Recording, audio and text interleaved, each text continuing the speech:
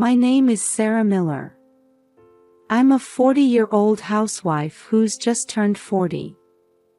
I live peaceful days in the suburbs of Michigan with my husband Mark, our 8-year-old son Ethan, and our 5-year-old daughter Olivia.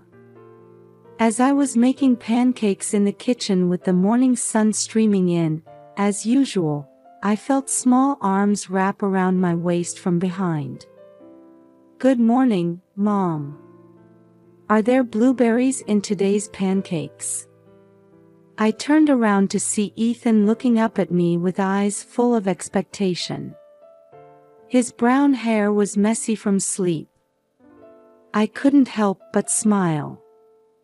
"Yes, they're your favorite, aren't they?" "Yay!" Ethan happily bounced around and sat at the table. Olivia came right after, sitting next to Ethan in her pink pajamas. "I want blueberries too." "Of course, there's enough for everyone." Finally, Mark appeared, patting each of the children's heads before giving me a kiss. "Good morning, Sarah. Another lovely morning, isn't it?" "Good morning, Mark." At the time, I didn't realize how precious these ordinary morning scenes were. Weekdays pass by in a flurry. Mark is busy managing his auto parts company, and I spend my days taking care of the children and housework. Still, we always made sure to spend time together as a family on weekends. We'd have picnics in the park, participate in reading clubs at the local library. Sometimes we'd all go cheer for Ethan at his baseball games. Olivia is still engrossed in t-ball practice. One evening, Mark came home looking excited. "Sarah, everyone. I have wonderful news." The children ran to their father. "What is it, Dad?" "We're going to Disney World in Florida next month." The children's cheers echoed throughout the house.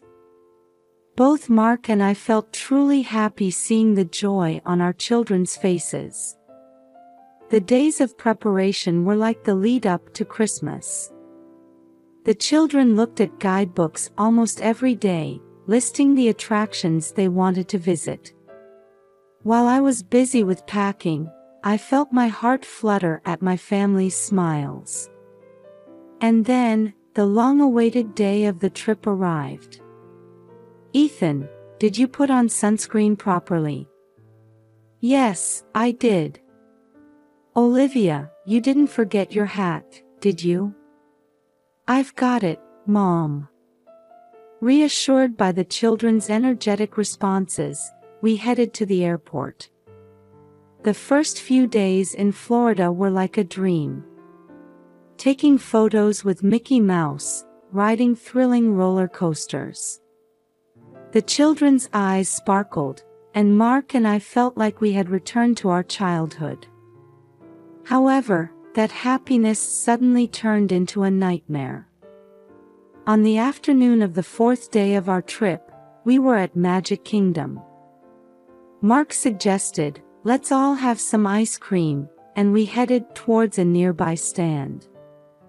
"I need to go to the bathroom," Ethan said. "All right. Go with Dad." Mark nodded and took Ethan's hand. "We'll be right back." No one imagined that those would be Ethan's last words. When they didn't return after 15 minutes, I started to feel anxious. "Olivia, let's go look for Dad and Ethan."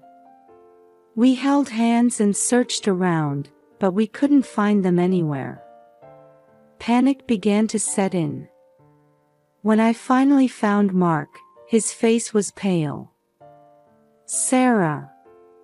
Ethan is gone." From that moment, our lives changed completely. The happy days we had known became a distant memory. After Ethan disappeared, our lives changed completely. The dreamlike time at Disney World turned into a nightmare in an instant. That night, we were interrogated by the police in our hotel room. Mark repeated the same explanation over and over. On the way to the bathroom, in the crowd, when I noticed, he was already gone. I held Olivia tightly, desperately trying to hold back my tears. From the next day, we searched every corner of the park. Employees and other tourists helped, but there was no sign of Ethan anywhere. Ethan! Where are you? My cries echoed emptily between the colorful buildings. A week passed, and we had to return home. On the plane back, Olivia asked in a small voice, "Mom, is Big Brother not coming back?" I couldn't answer that question. Even after returning home, the search continued. We went to the police almost daily, put up posters all over the neighborhood, and spread information on social media. However, as days passed, the response from others faded. Time will heal. He'll surely be found. Such words of comfort actually hurt me more. Mark began to immerse himself in work. It was probably his way of coping. However, this led to new problems. One night, Mark came home late and said with a sigh, "Sarah, something unbelievable happened at work." What happened? James suddenly bought an expensive foreign car. And in cash. I gasped. I knew about James's promotion, but I didn't think he had that kind of money to spare. And, Mark continued, James has been acting strange lately. It's like he's hiding something. This information added new fuel to my suspicions. The next day, I called Emily and invited her for tea. When we met at the cafe, my sister seemed somewhat uneasy. "Emily, how have you been lately?" "Huh?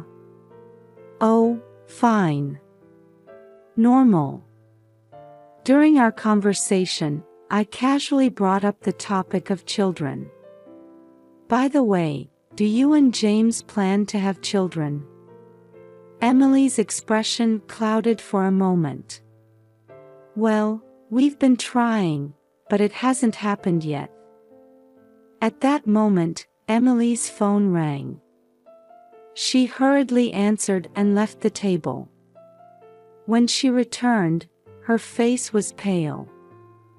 "Sorry, Sarah. Something urgent came up. We'll catch up another time." Emily hurried away. As I watched her leave, I felt my suspicions growing in my chest. That night, I confided everything to Mark. Olivia's words, my investigation, and my suspicions about Emily and James. At first, Mark couldn't believe it. "Sarah, what are you saying? Emily took Ethan. That's ridiculous."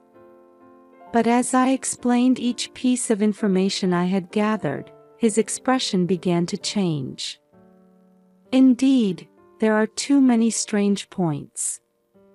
The next day, Mark secretly observed James's behavior at work. In the evening, he came home with a surprised look. "Sarah, James was making a suspicious phone call. Talking about that child."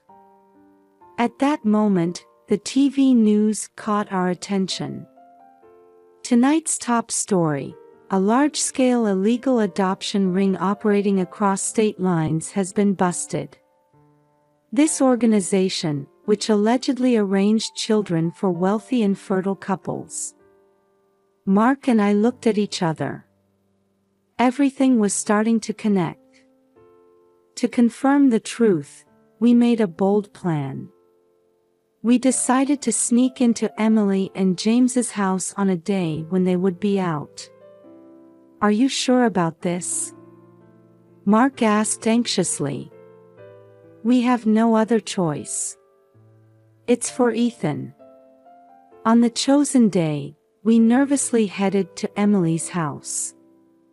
Fortunately, the neighborhood was quiet and deserted. Mark took the role of lookout, and I sneaked in through the back door. The house was eerily quiet. With my heart pounding in my ears, I headed to the second floor. As I approached the spot Olivia had pointed out, I could see a slight misalignment in the wallpaper. With trembling hands, I pushed on the wall, and to my surprise, it opened. A narrow passage appeared, with stairs leading down. "It can't be." I took out my flashlight and carefully descended the stairs. Damp air touched my skin. At the bottom of the stairs, I gasped. There was a small room, and on the bed lay a boy. "Ethan." At the sound of my faint voice, the boy slowly raised his face. Gaunt features, long overgrown hair. But it was undoubtedly my son. "Mom." Ethan's voice was weak, and he looked incredulous. I rushed over and embraced Ethan. The tears wouldn't stop. I'm sorry. Mom took so long to come." At that moment, I heard a noise from upstairs. "Is someone there?" It was Emily's voice. I picked up Ethan and rushed up the stairs. When we emerged into the living room, Emily and James were standing there. "Sarah, what are you doing?" Emily cried out in surprise. "The question is, what are you doing?" I said angrily. "How could you do this?" James tried to step forward, but at that moment, Mark burst into the house. "I've called the police. You can't escape now." The color drained from Emily and James's faces. "No, Sarah. Let me explain," Emily said, looking on the verge of tears. But by then, the sound of police sirens could already be heard. A few minutes later, police officers entered the house. Emily and James were arrested, and Ethan was taken to the hospital by ambulance. I held Ethan's hand tightly as I rode in the ambulance with him. "It's okay now, you're safe." Ethan smiled weakly. The long nightmare had finally come to an end. In the ambulance, I held Ethan's emaciated hand tightly. His face was pale, with dark circles under his eyes. What had he experienced during this past year? Upon arriving at the hospital, doctors immediately began examining Ethan. Mark and I spent anxious hours in the waiting room. Several hours later, the attending physician came to us. "Don't worry, his life is not in danger. However, we've observed malnutrition and mild dehydration due to long-term confinement." We let out a sigh of relief. "Can we see our son?" Mark asked. "Yes, please do." When we entered the hospital room, Ethan was lying small in the bed. When he saw us, tears welled up in his eyes. "Mom! Dad!" We rushed over and gently embraced Ethan. "It's okay now. We'll always be by your side." That night, Ethan slowly began to talk about his experience. At first, they told me they were taking me to a new family. But then I was locked in a dark room. According to Ethan, the space under the floor was narrow with a low ceiling. There was a simple toilet, and Emily brought meals twice a day. There were books and an old game console, but hardly any outside light came in, and he lost his sense of time. Sometimes I could hear voices from upstairs, but no one noticed my voice. Ethan's words broke our hearts. A few days later, we received a detailed report from the police. Emily and James were part of a large-scale illegal adoption ring operating across state lines. They had been receiving substantial payments in return for arranging children for wealthy couples struggling with infertility. It seems they kidnapped Ethan to prove their loyalty to the organization, the detective explained with a stern expression. This incident led to the revelation of the entire organization, and many people involved were arrested. Sadly, other children who had been confined were also discovered. Ethan's recovery took time. The emotional scars were deeper than the physical ones. He often woke up from nightmares in the middle of the night, and we took turns staying by his side. With the advice of a psychological counselor, we gradually rebuilt our family bonds. Olivia was overjoyed at her brother's return and stayed close to Ethan every day. "Big brother, I drew this. It's a picture of our family." Seeing the picture Olivia drew, Ethan showed a smile for the first time in a long while. Mark also adjusted his work schedule to spend as much time as possible with the family. On holidays, we spent peaceful days having picnics in the park or watching movies together. Sometimes, Ethan would suddenly become anxious. At such times, we all hugged him and repeatedly told him, "It's okay now." As time passed, we had more opportunities to see Ethan smile. His recovery became a source of hope for our entire family. A year has passed since then. Today is Ethan's 10th birthday.